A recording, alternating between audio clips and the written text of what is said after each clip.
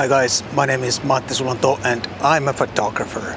And today I'm about to take a photo walk with my Ricoh GR3x. And I'm gonna talk about my favorite settings and how I chase the light. But first I went to see a brand new camera store here in downtown Helsinki. And that is a rare event these days, to see a brand new brick and mortar store. Back in the day, we used to have many stores here in this area in downtown Helsinki, but then they all kind of disappeared.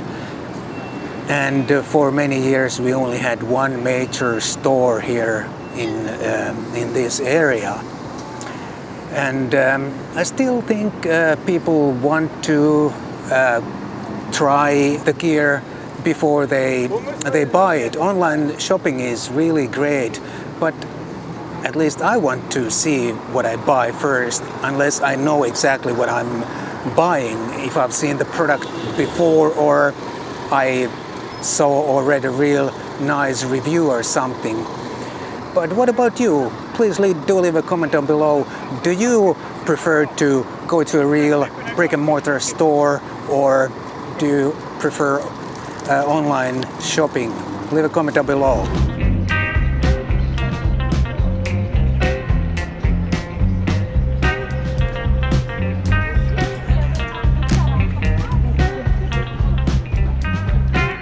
Today, like I said, I'm gonna use my GR3x. I actually have the other GR, the regular version, also in my backpack, but that is more for a backup than anything else today, because you never know, anything can happen.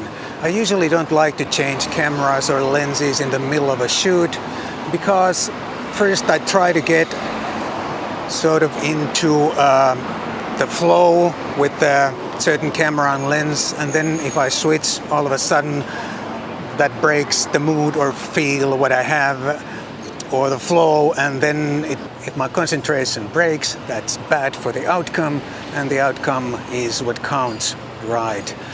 And by the way, talking about outcome, the outcome is most probably today going to be black and white, because today I feel like black and white. It's a really nice sunny day, hard shadows, light and shadow, and also with black and white it's sometimes a little bit easier because I don't have to pay so much attention to any specific colors in the picture, and I can more concentrate on the other things like light and shadow and what is happening in the frame.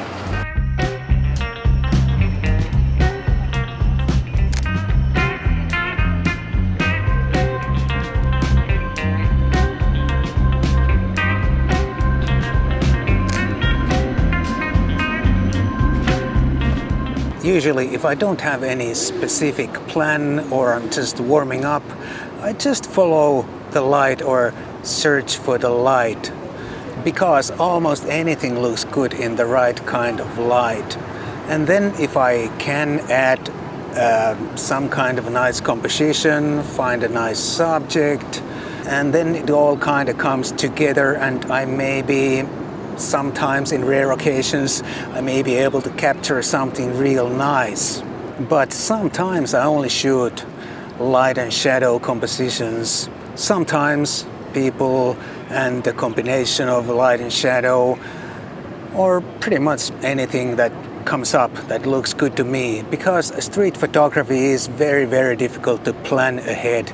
It's not like a studio shoot where you can plan your lights and everything. You have a control over everything, but when you're on the street, you can't control pretty much anything.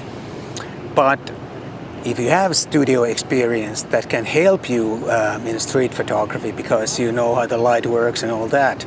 But you can't really plan. So at least what I do, I just kind of follow what is ahead of me and try to see the best I can. And usually that works, sometimes it doesn't.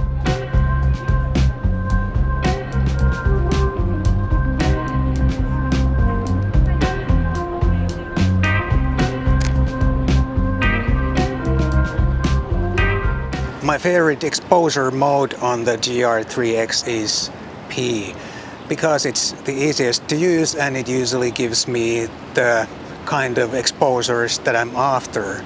I also have the auto ISO almost always on, and there's also automatic ND filter on this camera, which I also have on all the time because it keeps the maximum f number at f5.6 even in bright light like today.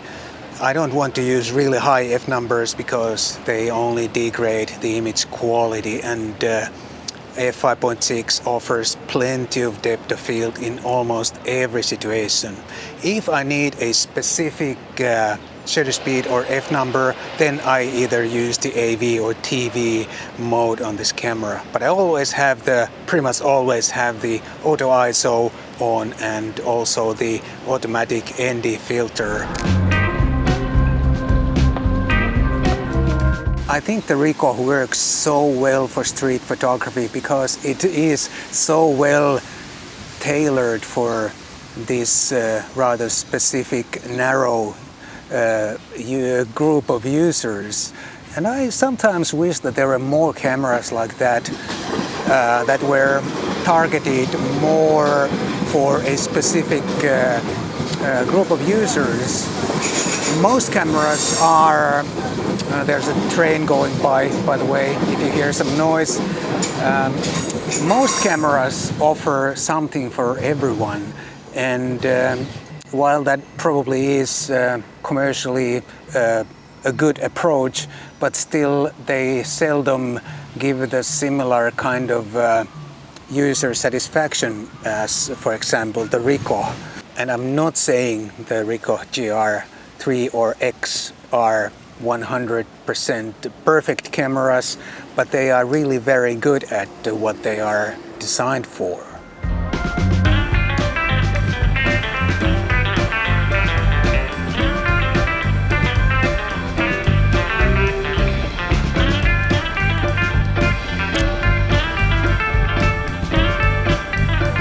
And also having just one lens without zoom or any other extra features is going to teach you a lot. First of all, you'll very soon learn how to pre-visualize your shots even without lifting the camera or turning on your camera, and you'll most probably also spend less time fondling your camera and you spend more time creating awesome pictures. And I think, like I said before earlier in this video, it's the pictures, the outcome that counts. And in the end, it doesn't really matter how much gear you have or how many times you change lenses or cameras or whatever, if your pictures are not any better.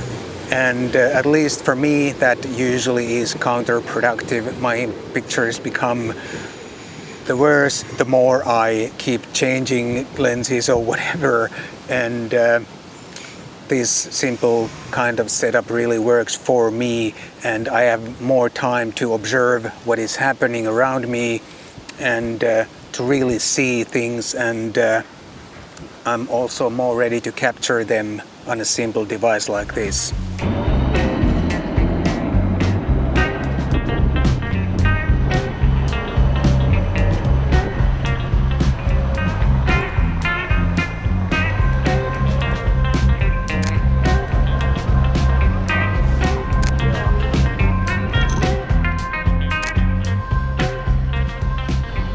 That's all I have for you today.